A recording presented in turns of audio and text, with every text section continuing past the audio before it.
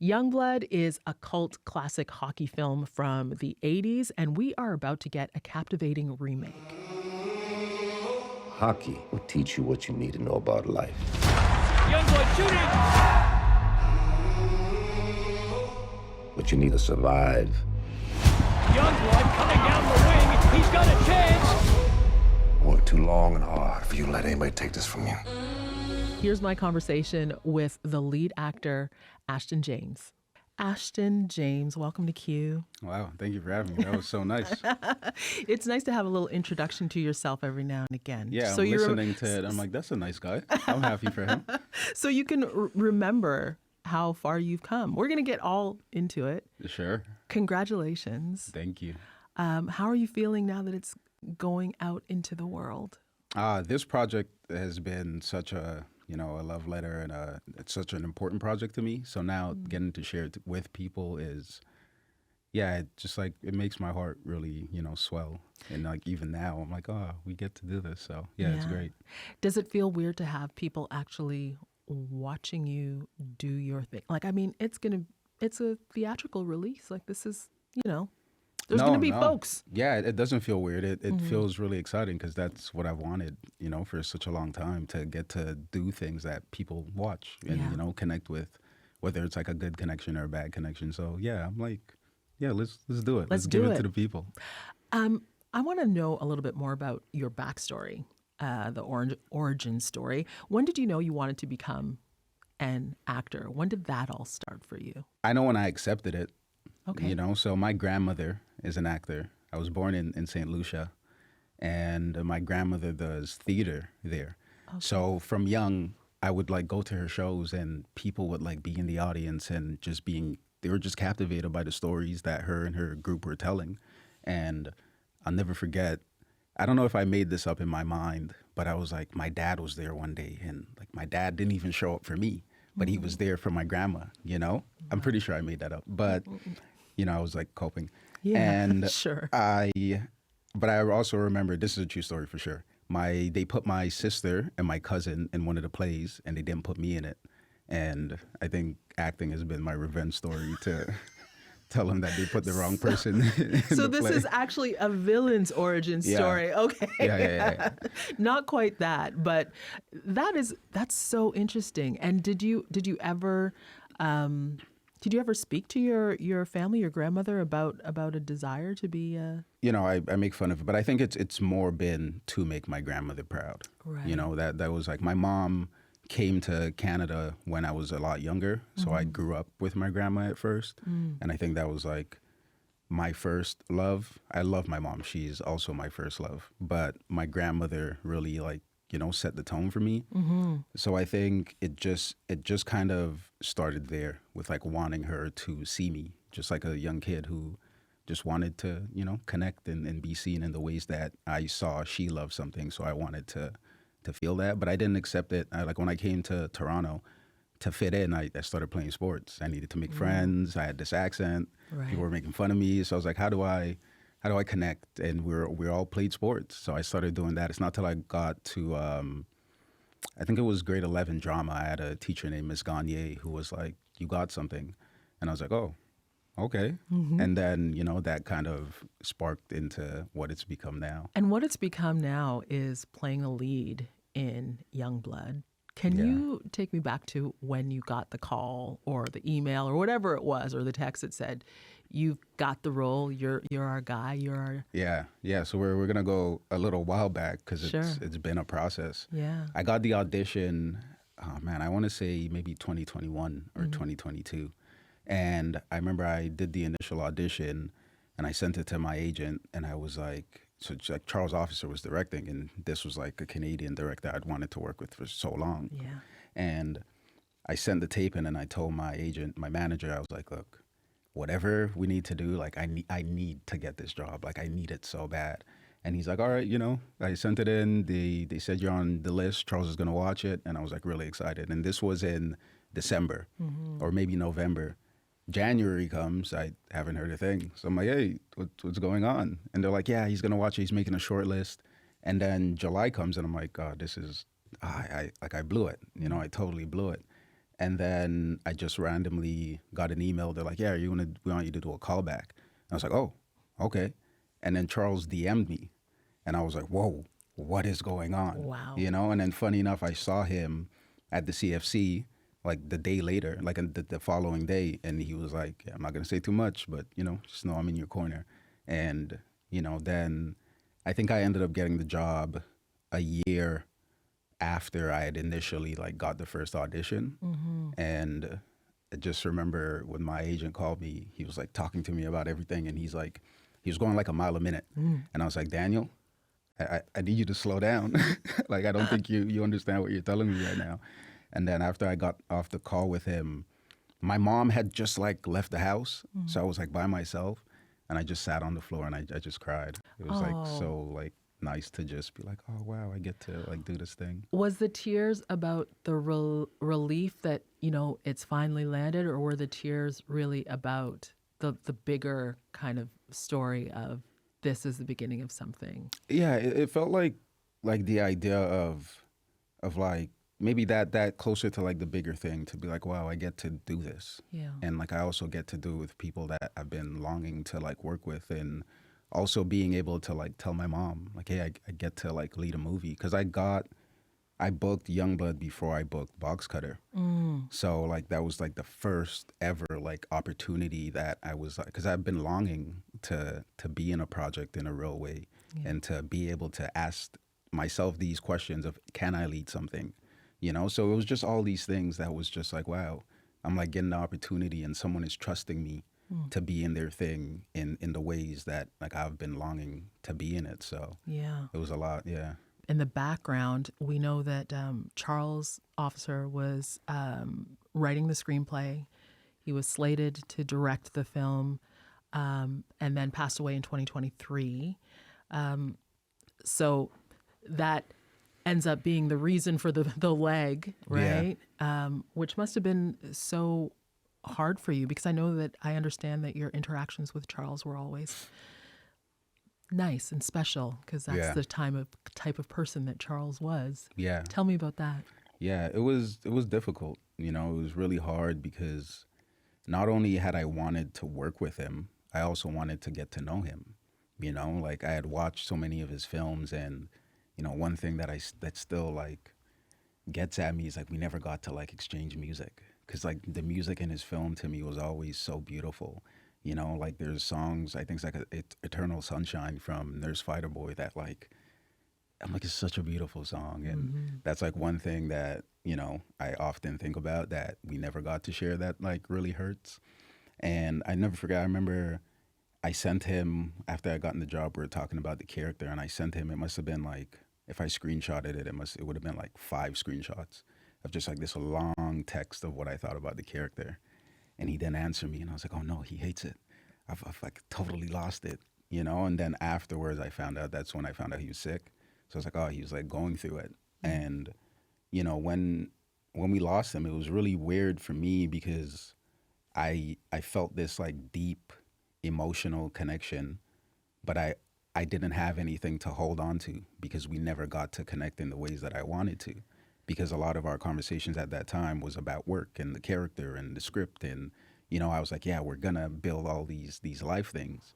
So when he passed, it felt so like I was in deep mourning, but then every time I tried to connect it, I was like, wow, I never got to know him in the ways that I wanted to. So that made it like a tough thing to navigate, because then I was also mourning the job, which also was like, I'm like, no, someone's life is why am I? So it was like a really weird like circle of things. And what really helped was actually like when people would speak about him, you know, I would just connect to that, and I'm like, oh, that's what I'm mourning, you know, the things that people have shared with me. And, you know, I remember Jake Yanowski was saying that before, when on Jake set. is a longtime partner, Yes. writing partner, and production partner. Yeah, with, he with would Charles. say, he said, Charles would say, action, please. Yes. And I was like, like I was mourning never getting to hear that. And yeah, so it was difficult, but then also going, how can I give myself over to that and to him and to honor him and to, Charles was the first person past my family that I think believed in me more than I believed in myself.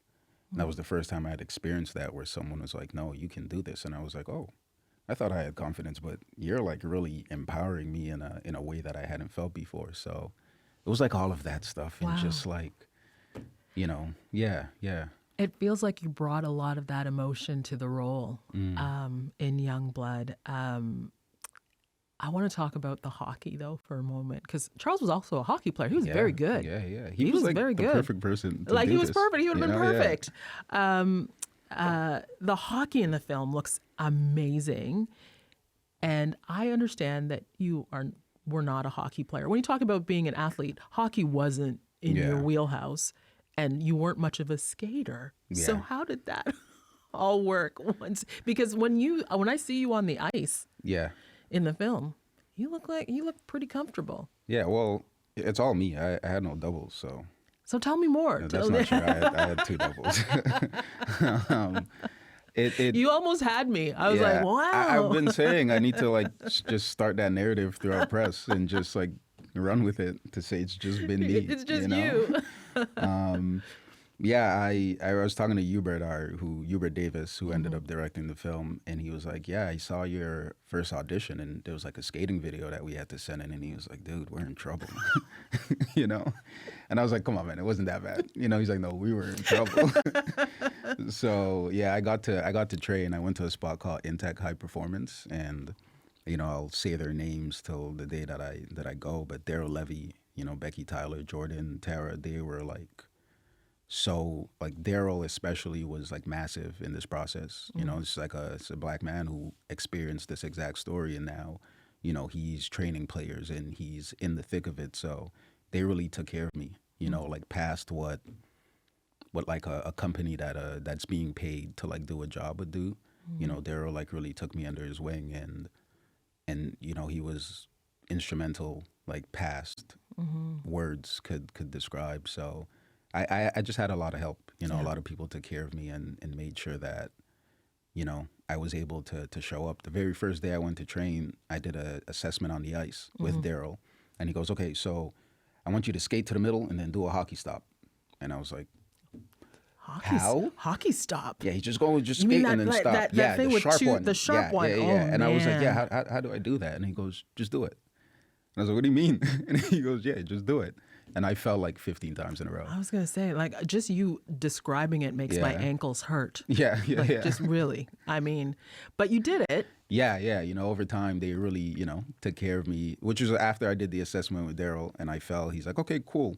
And then he passed me off to Becky to train me on the ice because he's like, I'm not going to do this. So he's like, you need a lot more work and I'm not there yet. So, but yeah, I just had a lot of help and it was really... Yeah, they were all instrumental. I mean, it's obvious that the NHL is endorsing this film as well, got behind it.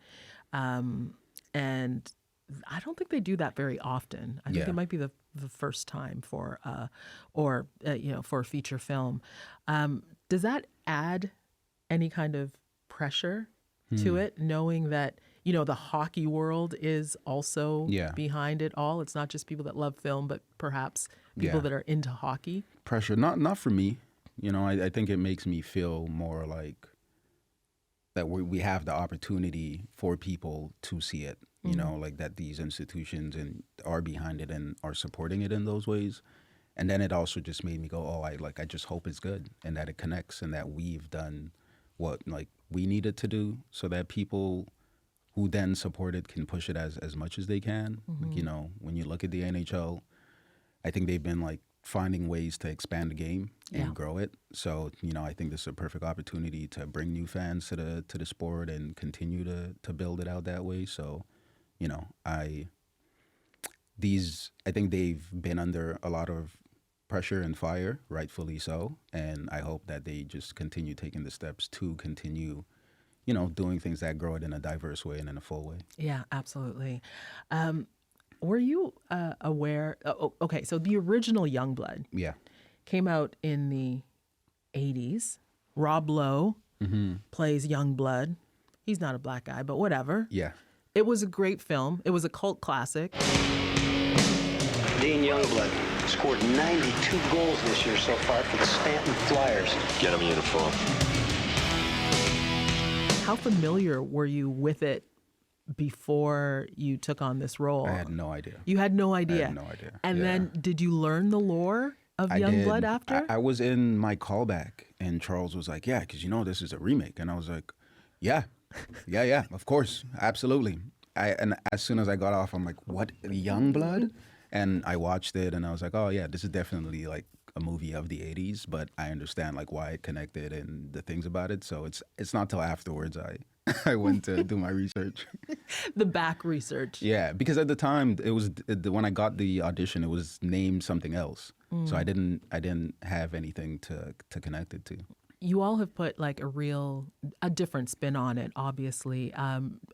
Director Hubert Davis said that he was very careful about not depicting your character Dean as this, angry black boy that's, in this sport. Can you tell me about what Hubert expressed to you as his intentions with that, and why you think that approach was the right one? It's something we both talked about pretty early on, because Okay.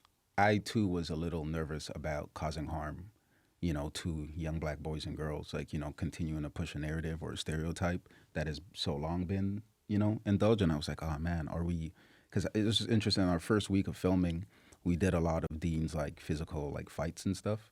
So it like affected my mindset where like every day I'm going to set and I'm like fighting and so then I pulled him aside and I was like, dude, are we causing harm here?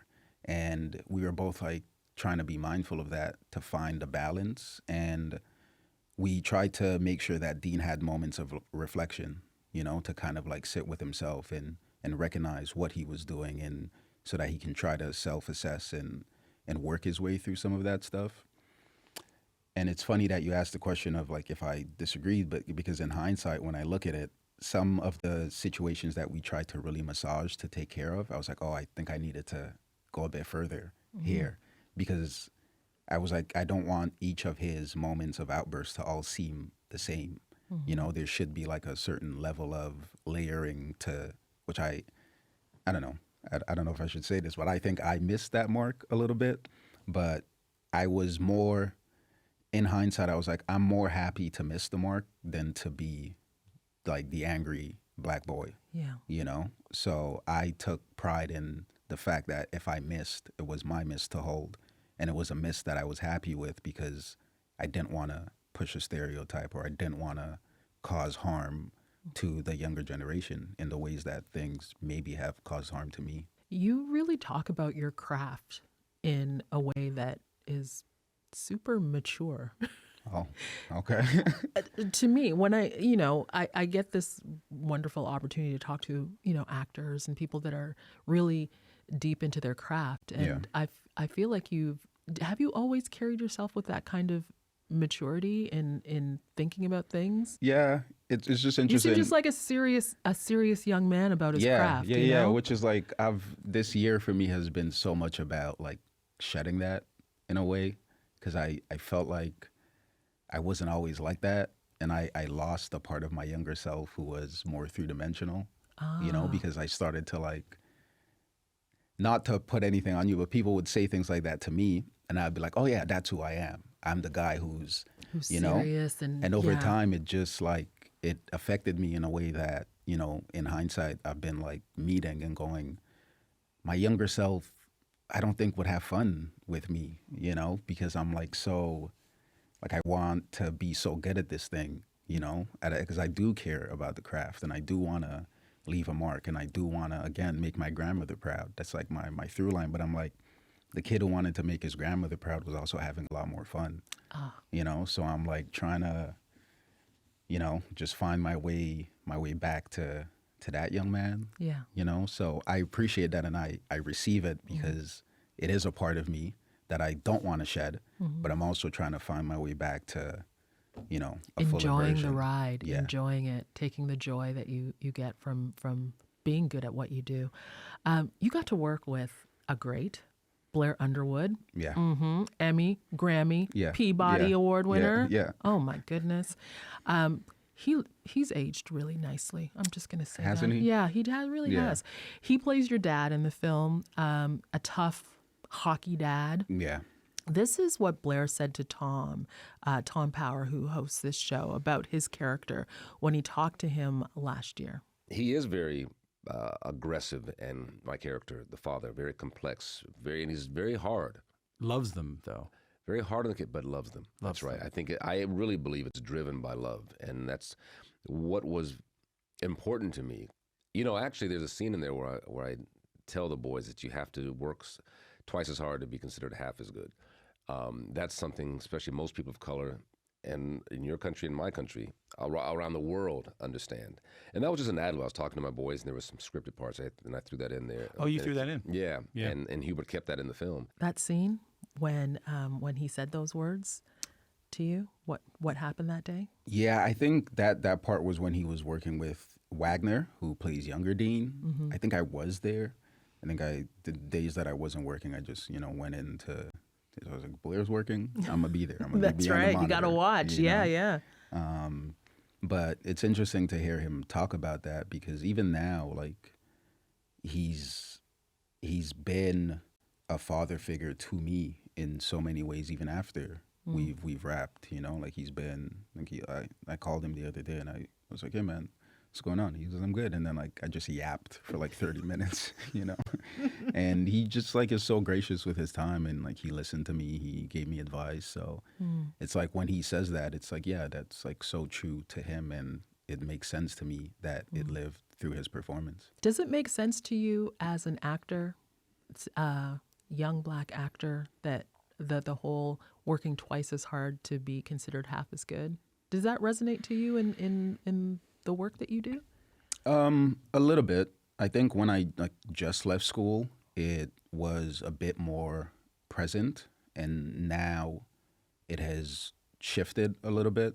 But it's interesting because like I look at some of my peers and the way that people say, oh man, it's like not a great time for white actors. And I'm like, yeah, but every project I'm in, it's like a white lead. So, and all my friends are reading for things at such a high clip. So while it has changed, and I've I also I'm very aware that those changes are because of the people who came before me, and that's made it a little easier for me. Yeah, it's changing. I'll say it's changing, for sure. Okay. Well, you can be part of that change. I guess I you hope are. to be. Yeah. Are there people like Blair Underwood that you look up to, that you're able to look at as mentors, as people that you can look at to take you under your wing as you continue this journey? For some reason, it feels I've always wanted a mentor, and I've tried to find that in people who have met along the journey, and there have been people who have connected with me. Karen LeBlanc, has always been a guiding force for me, and anytime I'm trying to navigate something, I'll hit her up. But I also feel like my community of friends, we've also held each other up in a certain way, because we're all walking the same experience. And I love actors, and I also try not to have too many actor friends because, Why? Why is that? As much as I love actors, I also hate them so much because, sometimes we often dive into actory stuff too much, and I'm like, dude, let's talk about something else. Right. I'm tired. I'm so tired. But when I'm ready to talk about actor stuff, if they're in my mood where we don't want to talk about this, I'm like, no, we're going to talk about this. But it's good to, I think, I also want to live my life. I also want to, because otherwise I can't bring anything to my work. So yeah, there are a bunch of people that that I look up to in our industry, but a lot of them are peers. Yeah. Lavelle Adams Gray is someone that I think is great. I shouldn't have started naming names because now I'll leave it there. I'll leave it now there. people are going to be like, he didn't even say me. He didn't mention. So, well, yeah. So I'm sorry not, to get you in trouble. Yeah, we're cutting it there. Okay. But there are a ton of them. So now, the first time I saw you truly lead was in Box Cutter, Reza Dia's film, and you played the lead in that. Now you have this lead role in Youngblood, and I wonder about the trajectory. Like when you start to hit roles, and it's just like lead, what starts to go through your head in terms of what's next for me? Like, does it become hard to think about something other than being a lead? Because that's a lot of success in an early career. Yeah. I mean, for me, what starts is my head immediately gets big because I'm like, does it? Oh. Look at me, Check me out. That's what my friends say. And there's like a percentage of that's true. Right. Where I'm like, yeah, like I've been working hard, so I'm happy it's working out, more than anything. And I hope that the trajectory is lead. But when I look at the Canadian industry, sometimes it feels like that's like a tough thing to ask for here because that's just, we don't have a system that allows people to continue like guiding in those same ways. Like you do a lead project and then the next opportunity is, to be on one of our procedurals that's been on for 40 years. And to me, that doesn't excite me.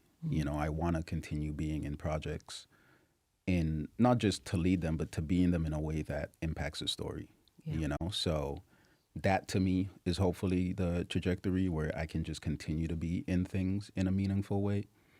It's like such a beautiful thing for someone to be like, hey, I want your creativity and your artistry in something that I'm trying to make. And that's like really beautiful to me. I would love to continue leading things because that's an experience that I've asked myself so many times if I can do, and now having done it, I was like, I felt comfortable.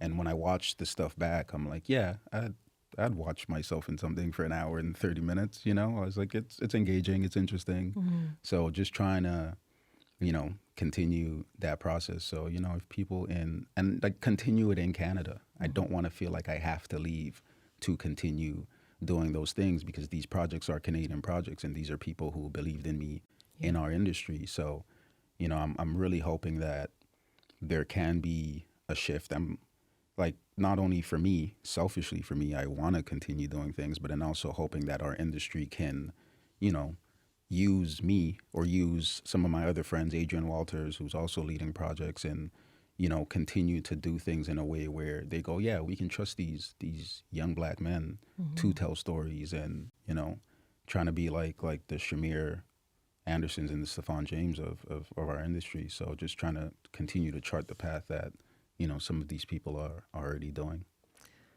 I wish you the best of luck. You've got the talent. So now just a sprinkling of luck is what usually needs to happen. Yeah. But thank you so much for being here today and hanging out and having a chat. This is great. And congratulations again. Yeah, thank you. This was great. I yapped and I had fun.